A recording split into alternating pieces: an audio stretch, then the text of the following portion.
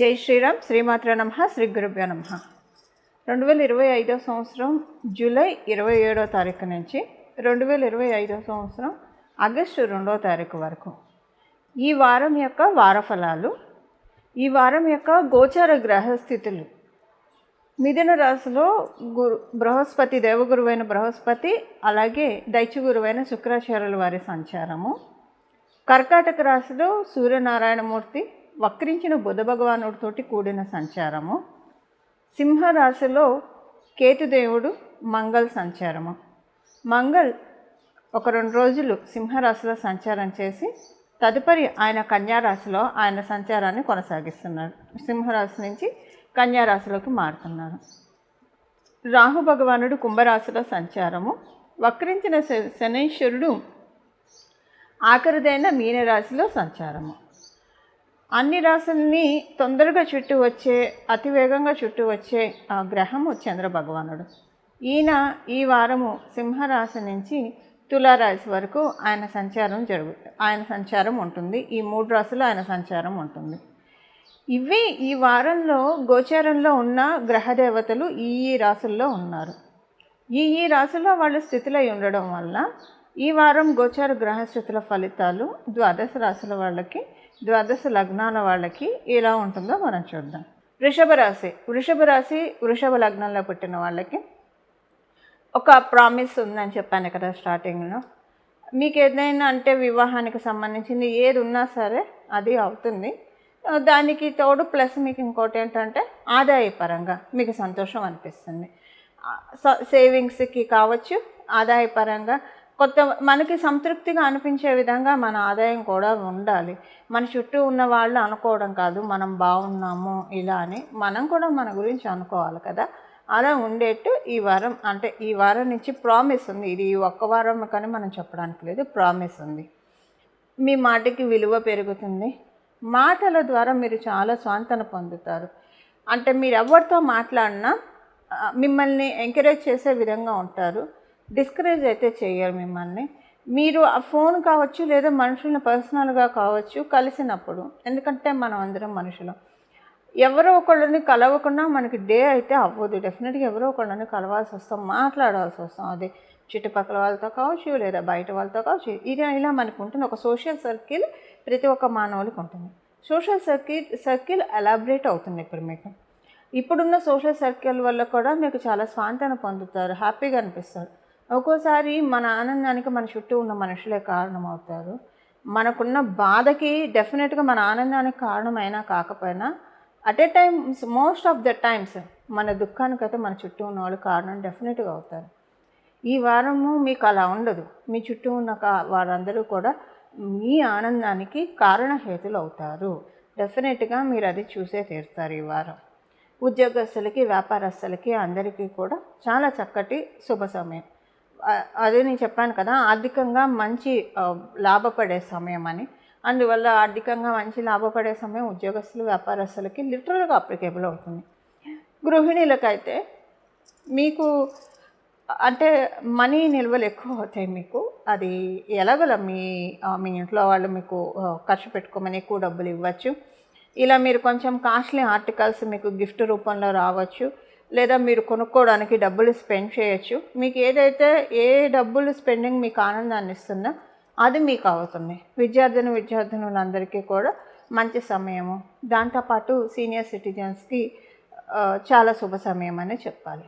ఇది ఈ వారం యొక్క గోచార గ్రహస్థితులు వృషభ రాశి వృషభ లగ్నంలో పుట్టిన వాళ్ళకి. పరిహారము మనం ఇప్పుడు చూద్దాం. పరిహారము 2 విధాలైన పరిహారాలు చెప్తాను. ఈ రెండిట్లో మీకు ఏది కుదిరితే మీరు అది చేయండి. 2 చేస్తామంటే మహాభేషుకు చక్కగా ఉంటుంది. మొదటి పరిహారం ఏంటంటే, యాక్చువల్గా ఇక్కడి నుంచి ఈ వారం మొదలుకొని ఒక 41 రోజులు లేదా తుదకి 21 రోజులైనా సరే, ఏకవింశతి రోజులు అయినా దినాలైనా కావచ్చు, లేదా మండలం 41 రోజులు మీ ఓపిక. ప్రతిరోజు సాయంత్రం పూట ఏదన్నా దేవాలయాన్ని సందర్శించండి.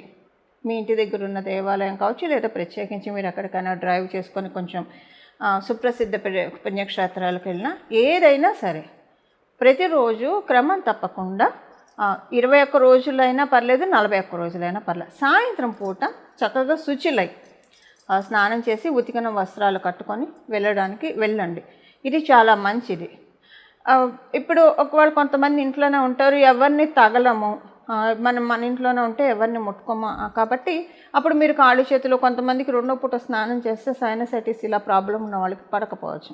అప్పుడు మీరు ఉతికిన వస్త్రాలు ధరించి కాళ్ళు చేతులు మొహం కడుక్కొని ఇంట్లో ఉన్న పని అయితే మీరు వెళ్ళవచ్చు.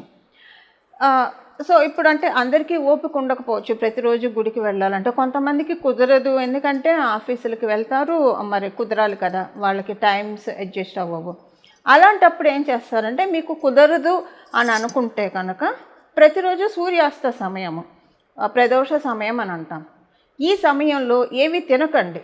సహజంగా కొంచెం ఆ టైంలో ఏవో స్నాక్స్ అవి తినే అలవాటు ఉంటుంది చాలామందికి. 21 రోజులు 41 రోజులు మీరు కావాలంటే బిఫోర్ 4:30 లోపల తినేసేయండి, లేదా 7 తర్వాత తినండి. ఈ పర్టికులర్ టైం ప్రదోష వేళ తినకండి. అంటే సూర్యాస్తమయం సమయాన్ని మనం ప్రదోష వేళగా వ్యవహరిస్తాం. ప్రదోష వేళ ఏమీ తినకూడదు. ఇది మీకు రూల్. అంటే ఎవరైనా తినకూడదు, గుడికి వెళ్ళే వాళ్ళు కూడా తినకూడదు సూర్యాస్తమయం సమయంలో. అలాగే మీరు గుడికి వెళ్ళడం కుదరకపోతే అప్పుడు మీరు చేయాల్సింది ఏంటంటే, ప్రతిరోజు కూడా సూర్యాస్తమయ సమయంలో ఇప్పుడు నేను చెప్పే నామాన్ని కనీసం ఒక 15 నిమిషాలు జపించడానికి ప్రయత్నించండి.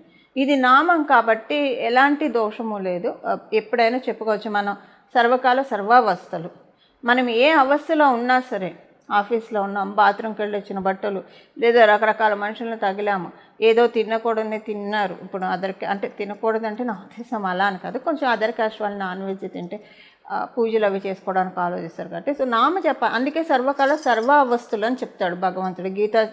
గీతలో గీతాచార్యుల వారు అదే చెప్తారు. మనం ఏ అవస్థలో ఉన్నా నామ జపానికి అస్సలు కించిత్ దోషం కూడా ఉండదు. కాకపోతే భక్తితో చేయాలి, అంతఃకరణ శుద్ధితో చేయాలి, చిత్తశుద్ధితో, అంటే ఫుల్ కాన్సన్ట్రేటెడ్తో చేయాలి. అదొకటే నియమము. 15 నిమిషాలు ఈ నామాన్ని జపించడం, లేదా మీకు ఇష్టదైవ నామం, ఈ నామం అనే కాదు, మీకు ఏ దైవం ఇష్టమైతే ఆ దైవానికి సంబంధించిన నామాన్ని జపించుకోండి. నేను ఇచ్చే నామం ఒకసారి చెప్తున్నాను. కేదారేశ్వరాయ నమః, కేదారేశ్వరాయ నమః, కేదారేశ్వరాయ నమః. 12 జ్యోతిర్లింగాల్లో ఒకటైన కేదారేశ్వర జ్యోతిర్లింగం. ఈ కేదారేశ్వరుడిని మనం తలుచుకుంటే మన పాపాలన్నీ కూడా దూది పిందకి కనుక మంట పెడితే టప్ టప్ టప్ టప్ టప్ టప్ ఎలా పేలిపోతాయో, లేదా ఒక 2 మన చేతి నిండా ఎండుటాకులు పెట్టుకొని ఉఫ్ఫను ఊదితే ఎలాగైతే ఎగిరిపోతాయో, లేదా పెద్ద గాలి వచ్చినప్పుడు ఎలాగైతే ఎంగిలి విస్తరాకి ఎగిరిపోతుందో, అలా మన కర్మదోషాలన్నీ కూడా ఎగిరిపోతాయి. అవి మనకి శివమహాపురాణం చెప్తుంది. ఈ నామం అంత పవర్ఫుల్ అయిన నామము, అత్యంత శక్తివంతమైన నామం ఇది. మీ ఇష్టదైవ నామాన్ని కూడా మీరు జపించుకోవచ్చు. మీరు ఏ దైవాన్ని అయితే స్మరించుకుంటారో ఆ దైవ నామమైనా స్మరించవచ్చు, లేదా కేదారేశ్వరుణ్ణి స్మరించుకుంటే కనుక. అందున ప్రత్యేకించి ప్రదోష వేళలో ఎవరైతే కేదారేశ్వరుణ్ణి జపిస్తారో, ఇంకా ఆయన బోలాశంకరుడు, ఆయన పరమప్రీతి పొందుతాడు.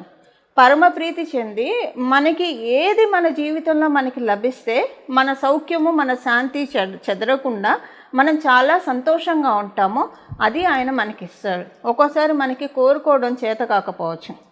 ఇప్పుడు పెద్ద పదవి కోరుకుంటారు, ఆ పదవి వచ్చిన తర్వాత అక్కచెల్లెళ్ళు ప్రెషర్ ఉంటుంది, టెన్షన్ ఉంటుంది, రకరకాల వాళ్ళని హ్యాండిల్ చేయాల్సి వస్తారు, రకరకాలు ఉంటాయి. అవన్నీ కూడా హ్యాండిల్ చేయగలగాలి కదా. అంటే ఒకటి భగవంతుడు అంత ఇచ్చినప్పుడు అవన్నీ హ్యాండిల్ చేసే సమర్థతనైనా మనకి ఇచ్చేస్తాడు అవి ఇచ్చి.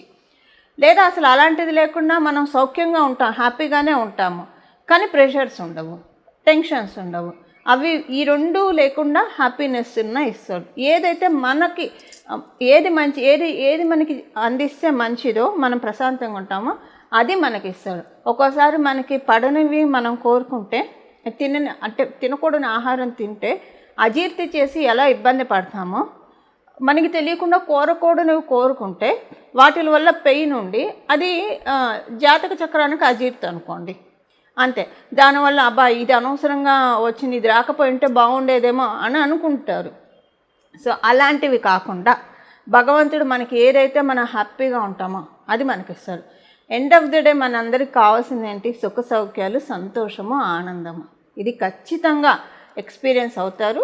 ఈ 6 నెలల్లో మంచి ప్రామిస్ అయితే గ్రహదేవతలు త్రో చేస్తున్నాయి.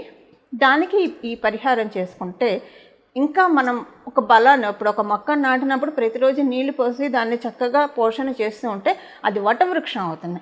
మనకున్న యోగం, ఇప్పుడు గ్రహదేవతలు ఇచ్చే యోగాన్ని వటవృక్షం చేసుకోవాలా వద్దా? అలా చేసుకోవడానికి ఈ నామం ప్రదోష వేళ చక్కగా సహకరిస్తుంది. లేదా మీ ఇష్టదైవ నామం అయినా మీరు జపించుకోవచ్చు. ఈ విధంగా మన మీద వరాల జల్లులు కురిపిస్తున్న గ్రహదేవతలకి మనందరి తరఫున మనస్ఫూర్తిగా నమస్కారం చేస్తూ మంగళం. నమో భగవతే వాసుదేవాయ.